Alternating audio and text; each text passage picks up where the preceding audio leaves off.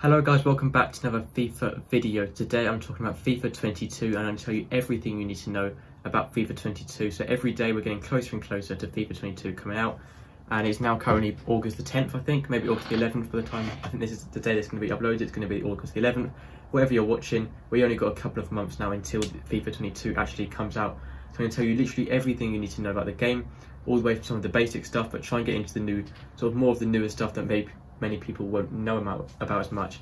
So there's a lot of information now. The last time I did one of these FIFA videos, barely any information for FIFA 22 out, but now there's so much information I can talk about in this video. So it might be quite a long video, maybe 5 minutes plus, just talking about all this new stuff which is coming out. So I'm going to start off with Ultimate Team, definitely the biggest game mode on FIFA, and obviously the game mode that all of you subscribe to me, watch me for custom tactics, all that kind of stuff. Mainly only Ultimate Team. Also Pro Clubs, quite a big thing. A lot of people play Pro Clubs. So Pro Clubs and Ultimate Team, as well as Career Mode, the biggest game modes on FIFA. Starting off with Ultimate Team, that is what I'm going to be talking about. So firstly, we're going to be talking about FUT Champs, the game mode that people want to play most, especially at the start of the game. We're going to be talking about all the new FUT Champs news and all that kind of stuff. So I'm going to look it up as well, just to sort of make sure I'm right, but I think I do know most of it anyway. So starting off with FUT Champs, obviously there's quite a lot of new stuff for FUT Champs. It's almost completely different to the years before, especially to last year. So the first thing, instead of having to play Div Rival games to get your FUT Champs qualification points, so you can sort of buy, you sort of redeem your way into FUT Champs, it's very different this year instead. So instead of playing Div Rivals to get to FUT Champs, there's sort of like a, what's it called? Like a certain amount of games you have to play based on your skill rating in Div Rivals. So Div Rivals is still a game mode, it's not getting rid of Div Rivals. You just don't need to play Div Rivals as much to get into FUT Champs. So I'll try and find it now. So Division Rivals uses a new ladder system in FIFA 22, which better reflects your skill level as well as your form. So that's more to do with Division Rivals itself. I'm going to try and find the FUT Champs. Here we go, this is what we want to be seeing. Weekend League is no more in FIFA 22, as FUT Champions will now be spread throughout the week, rather than just over 3 days like in the previous version of the game. Even I didn't know about that. Right now, I literally just saw that just then, as you did, and I didn't actually know about that myself. So this year, the championships, playoffs and finals, which is a new thing, will be introduced with qualification based on points rather than wins, meaning you can still progress if you lose, which is something very, very important. It's so useful to have as well. The amount of times people, not just me, but all of you probably as well, on FIFA 21, FIFA 20, all FIFAs, who have been playing FUT Champs, you deserve to win the game. Maybe you're 3-0 up and someone gets a jammy comeback with their Team of the Year, Mbappe, Team of the Year, Ronaldo, scoring a hat-trick, and then winning the game when you've had like 70% possession. We know how annoying it is when you don't get to that next rank just because of something like that, and it just keeps you back from all of those kind of packs. It's a really annoying thing to have. So this new thing where you lose can be so much more useful to get points when you lose, so it's not as big of a deal. Obviously you still want to win your games, but it doesn't matter quite as much if you sort of get a jammy opponent with a really good team and you lose just because their team is so good and you deserve to win the game. So that's pretty much it for FUT Champs. The other important stuff for FUT Champs, instead of playing 30 games, which obviously takes so much time out, so many people complained about how long 30 games took. Me, myself, did not want to play 30 games just over Saturday, Sunday, and also Friday night as well, wasting my whole weekend. It has now been dropped down to 20 games as far as I'm aware. I think that's been confirmed. I'm not sure if that's definitely been confirmed, but I think that's actually been leaked that it has been dropped down to 20 games, which is so useful. There's so much more, sort of less stress as well, so much more free time to play other FIFA game modes, play Div Rivals, score battles even, just anything like that at the start of the game, just playing other games, just getting outside as well, instead of having to sit in your room all day, all weekend playing FUT Champs. So, stadium customization, we'll get onto that, but I don't think there's too much new about that. So championship playoffs, so what you have to do now, I think you have 5 games, or maybe like 7 games or something. I think it's 5 games, and you have to win 3 out of those 5 games to qualify for FUT Champs. So that is now how you qualify, in case you don't already know. So yes, there's about 5 games, I think it's 5. You have to win about 3, I think, based on skill rating. If you win those 3, you qualify for FUT Champs. And I think you only have a certain amount of times you can play for those 5 games to try and qualify, otherwise you won't make it. But that is so much easier than having to grind out Division Rivals all week when you don't have the 2,000 points. Sometimes even across 2 weeks if you can't be bothered to do it all in 1 week. It's just so much easier to do it that way. So that is pretty much everything for FUT Champs as far as I'm aware. The only last thing is with your rewards, a really big thing. Instead of having to finish your game played on Sunday and not getting rewards on Monday, you have to wait all the way to the end of the week on Thursday to get your rewards. It's so annoying, especially if you get a good rank and you just want to open those packs during new promos that come out. So now on, when you finish your games, as soon as you finish all your games, all your new 20 games, that is literally it. You get your reward straight away. It's so much better than it's been before. So you will actually get your rewards now on a Sunday or whenever you finish Foot Champs, whatever day you finish on, and that is so much better than we've had before. So stadium customization, don't think there's too much new. A VIP area has been added for super fans in the centre of the stands, which can also have an additional tifo, not really a huge big deal. Crowd customization options include crowd cards, 2-stick banners and crowd flags. It's a cool thing to see, doesn't really make too much difference. After you've been playing the game for about a week or two, you'll forget it ever existed. So new extra large tifo, don't really care about that too much. New colour filter, not really bothered about that, so that's not really a big deal. FUT Heroes, this is a big deal, but I'm not going to go over it too much because most of you should already know about this.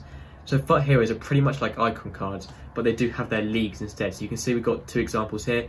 Roy Keane on the left, you can see he's Irish obviously, doesn't have a position on this card, obviously no stats out yet, but you can see his league shows Premier League.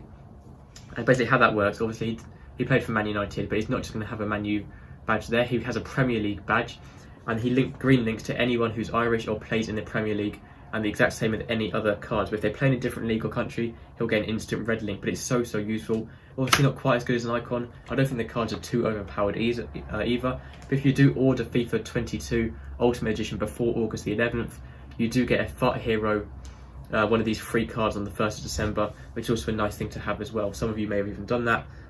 So FUT Heroes are retired players from recent years and belong to the specific league where they made the biggest impact. So in addition, they are all assigned to the Heroes Club, which provides a strong link to every other club in their featured league. So that's quite a big deal. Some of you may be able to get those cards. They're also in the transfer market as well if you don't get Ultimate Edition. So other Ultimate Team changes. Co-op public matchmaking has been added to FUT friendlies, meaning you can play alongside a random teammate against other co-op opponents, which is quite important.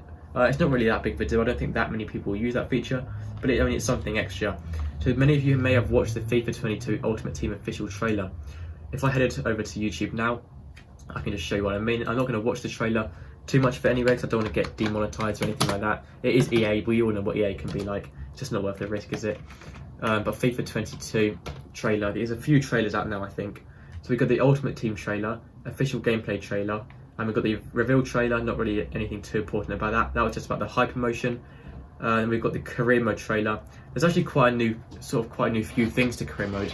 Career mode hasn't been updated properly in quite a long time, especially player career. I don't think anything's changed on player career in years, so it's nice to see how much stuff has changed. So I'm going to go into this Ultimate Edition, Ultimate Team trailer, and just see what's new. I'm not really going to try and get demonetized, but I'm just going to sort of try and see what is new just by watching little bits of it. So we can see this thing, what it says about here. So season 2, the packs look different, definitely look different there. Weekly rewards, and it shows an upgrade, so go to an upgrade. Not sure what that is about, but it does look quite good there. I'm going to read the comments, maybe it will tell me a bit more. No, that's definitely not useful at all, in any way. Alright, so I'm going to go back to here now and just talk about more news, sort of have a look around. I'm going to talk about career mode now. We're talking about quite a lot of Ultimate Team.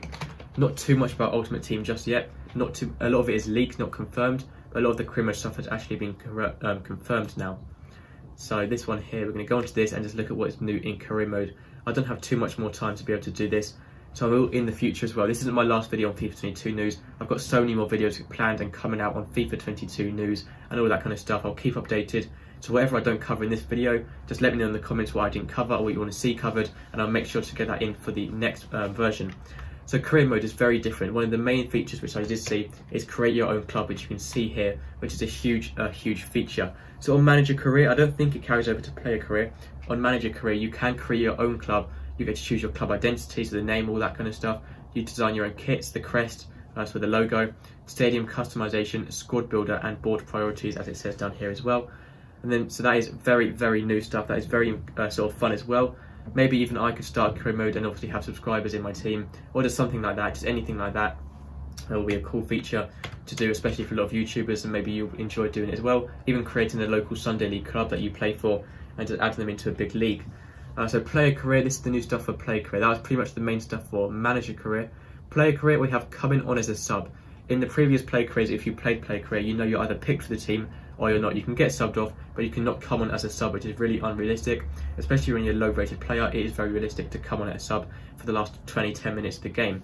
Manager rating, and then there's match objectives, player growth, leveling up and earning XP. So player growth is very new as well. I did see something about this on the trailer.